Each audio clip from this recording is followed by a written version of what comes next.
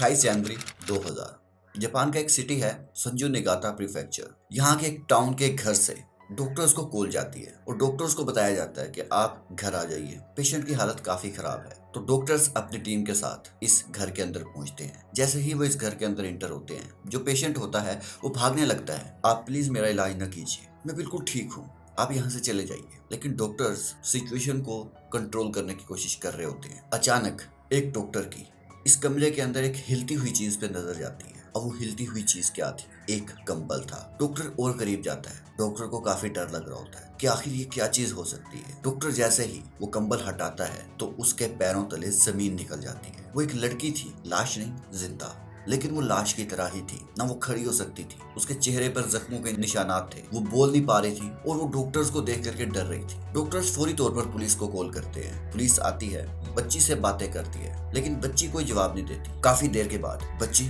आखिर बोल पड़ती है। बच्ची कहती है कि वो कई सालों से इस कमरे के अंदर बंद है, उसने रोशनी नहीं देखी, इसे पंचिंग बैग की तरह यूज किया जाता था बॉक्सिंग प्रैक्टिस के लिए। उसे चाकू के साथ मारा जाता, उसे इलेक्ट्रिक शॉक्स दिए जाते और उसे एक वक्त खाना मिलता था जिसकी वजह से वो चल भी नहीं पा रही थी। आखिर ये लड़की कौन थी? क्यों इसको किडनैप किया गया? किसने किडनैप किया? आखिर किडनैप करते हैं तो 2-4 दिनों के बाद उसको छोड़ दिया जाता है। लेकिन यहाँ पर ऐसी क्या सिचुएशन थी कि 9 सालों से उसको एक कमरे के अंदर ही बंद कर रखा था? क्या ये केस था?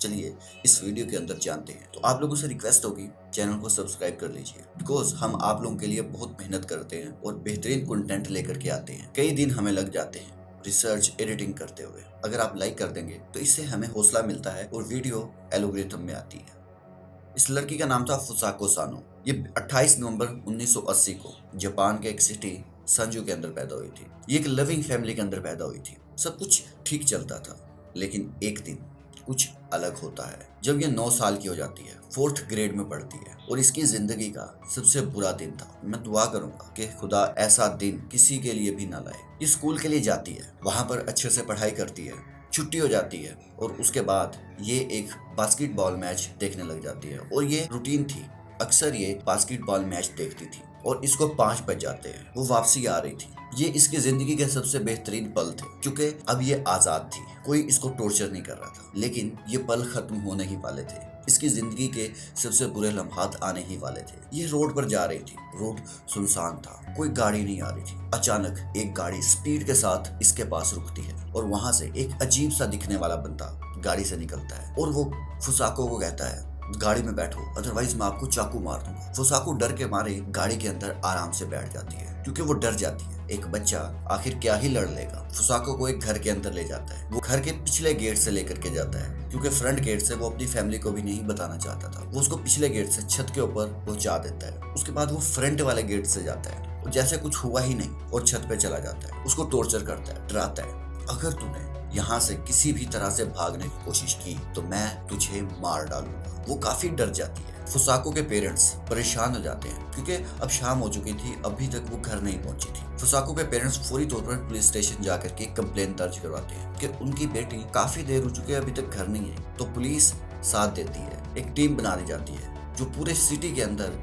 गली गले, चप्पे चप्पे, घर घर को तलाश करने की कोशिश कर रहे थे और हेलीकॉप्टर्स भी यूज किए। तो यहाँ तक के जो शहरी थे वो भी साथ दे रहे थे, यानी कि 300 से 400 शहरी भी ढूंढने में हेल्प कर रहे थे। लेकिन वो बच्ची कहीं नहीं मिल पा रही होती है।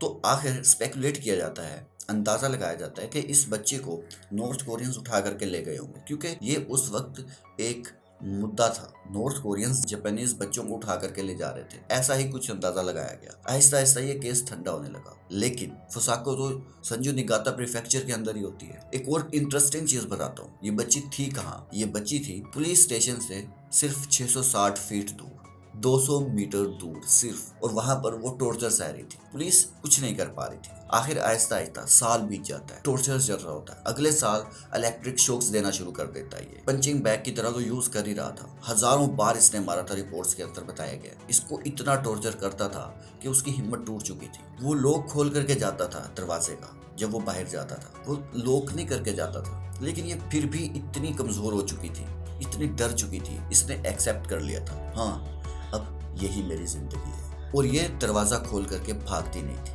आप इमेजिन कीजिए कितनी ज्यादा ये डर चुकी थी। जब इसको पता चला कि शायद इसको शुगर हो सकती है, उसने खाना भी एक वक्त कर दिया। वेट, आप सोच रहे होंगे ये था कौन, क्यों इसने किडनैप किया, क्यों ये टॉर्चर कर रहा था? नोबुयुकी एक 28 साल का लड़का था। जब वो बच्चा था तो उसके फादर बूढ़े थे, लेकिन उसकी वालदा 36 साल की थी, क्योंकि इसका जो फादर था उसकी ऑलरेडी एक मैरिज हो रखी थी और वहां से उसके 5 बच्चे थे। तो ये उनकी सेकंड मैरिज से औलाद थी। तो जिसकी वजह से जब ये स्कूल जाता तो स्कूल के जो स्टूडेंट्स होते हैं, आपको पता ही है कि वो क्या हालत करते हैं बच्चों की, तो वो बच्चों को ताने मारते, देखो मेरा वालिद कितना बूढ़ा है। तो वो चुपचाप घर आ जाता। आप सोच सकते हैं कि इस चीज से बच्चे के मेंटल हेल्थ पर कितना फर्क पड़ता है, और एक्चुअल में ये फर्क पड़ता है, ये कोई मजाक नहीं है, ये सच है। वो घर आता और वालिदैन से लड़ता। स्कूल में तो उसका बस चलता नहीं था और वहां पर वो ज्यादा जुबान नहीं चलाता था, लेकिन जैसे वो घर आता तो यहाँ पर वो लड़ता था। एक बार तो उसने घर को ही आग लगा दी और फायर डिपार्टमेंट को आना पड़ता है और आग बुझानी पड़ती है। और उसके बाद इसने एक बार अपने दरवाजे ही तोड़ दिए। ये इलाके वालों ने बताया। उसका टॉर्चर अपने वालिदैन को लेकर के बढ़ता ही जा रहा था, इसलिए वो बार बार डॉक्टर्स को चेक करवाते थे। अब ये डॉक्टर्स के पास भी नहीं जाता था। जैसे तैसे करके ये ग्रेजुएशन भी कर लेता है और ऑटोमोबाइल कंपनी के अंदर इसकी एक जॉब लग जाती है। एक बार क्या होता है,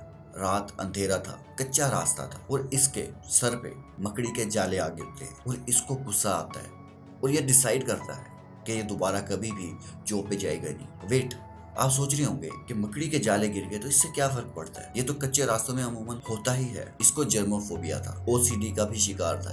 ये एक ऐसी बीमारी है जिससे इंसान गंदगी से बहुत दूर भागता है। आपको एग्जांपल देता हूँ, आपके इर्द गिर्द आपने कोई ना कोई ऐसा शख्स देखा होगा जो बार बार हाथ धोता है, ज्यादा देर तक नहाता है, घंटों लगाता है। ये इसी की ही एक अलामत है, लेकिन इसके अंदर स्टेजेस होते हैं, वो भी कम स्टेज पे होते हैं। अगर आपको कोई ऐसा बंदा दिखता है तो आप उसको फौरी तौर पर हॉस्पिटल में लेकर के जाओ।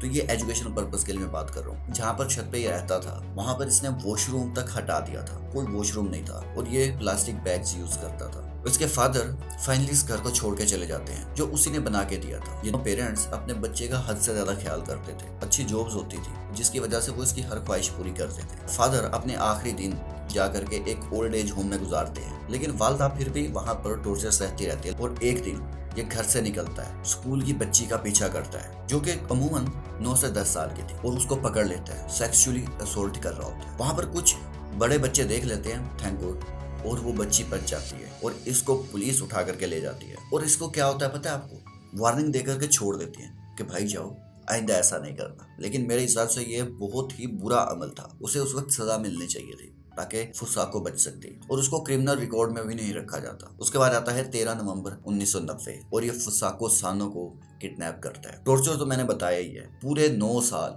दिन रात ये टॉर्चर करता है, उसको पंचिंग बैग की तरह यूज करता है। और ये सोच करके कितना गुस्सा आ रहा होगा आप लोगों को, मैं इस फीलिंग को समझता हूँ, बिकॉज जब मैं रिसर्च कर रहा था तो मैं हिल के रह गया था कि कैसे कोई मेंटली इल किसी की जिंदगी तबाह कर सकता है। लकीली डॉक्टर्स आए और फुसाको आजाद हुई। फुसाको जब आजाद हुई, आहिस्ता आहिस्ता ये ठीक होने लगी, क्योंकि डॉक्टर्स इलाज शुरू कर देते हैं और ये मेंटली ठीक हो रही होती है, फिजिकली भी ये वेल हो रही थी। एक दिन इसके पेरेंट्स बहुत खुश थे और वो फुसाको को पिकनिक पर ले जाते हैं, लेकिन अचानक पैर फिसलता है इसके फादर का और वो तालाब में गिर जाता है और वो फुसाको के सामने मर जाता है। फुसाको की तकलीफें अभी भी खत्म नहीं हो रही थी। अब नोबुयुकी का क्या बना? नोबुयुकी को जापानी अदालत 15 साल की सजा देती है। यस, आप लोगों को ये बहुत कम लग रही हो, लेकिन असल बात यह है कि वो मेंटली बीमार था, उस पर वो कानून अप्लाई होता ही नहीं जो मेंटली फिट बंदे पे अप्लाई होते हैं। तो जिस वजह से वो 15 साल के बाद 2015 को आजाद हो जाता है और 2017 को नोबुयुकी अपने एक कमरे के अंदर मरा हुआ पाया गया। तो गाइस, ये थी फुसाको सानो की कहानी।